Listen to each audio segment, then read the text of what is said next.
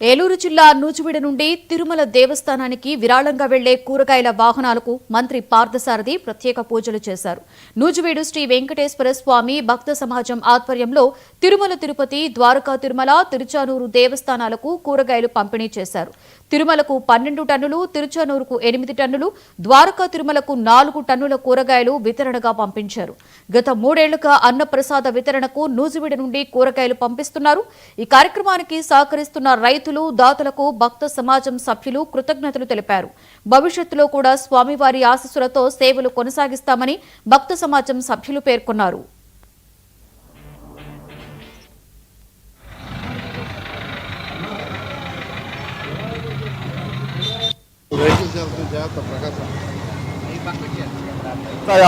తిరుమల తిరుపతి దేవస్థానానికి ఇది 32వ బండి అండి. అదే రకంగా ద్వారకా తిరుమలకి 32వ బండి.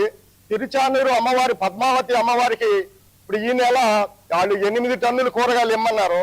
అదే రకంగా శ్రీశైలాన్ని కూడా మొన్న పెట్టామయ్యా, మొన్న విజయవాడకి ఇచ్చాం. ఇప్పుడు ఈ నెల 32వ బండిగా ఈ తిరుమలకి 12 టన్నులు, శ్రీ అమ్మవారికి 8 టన్నులు, అదే రకంగా ద్వారకా తిరుమలకి 4 టన్నులు కూరగాయలయ్యా.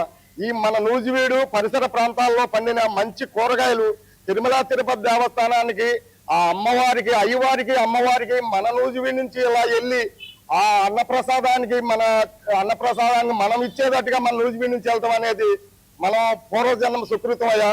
ఇలా కూడా ముందు కూడా కొనసాగించాలని ఆ స్వామివారిని వేడుకున్నామయ్యా. ఓం నమో వెంకటేశాయ. తిరుమల తిరుపతి దేవస్థానానికి ఇది 32వ బండి అండి. అదే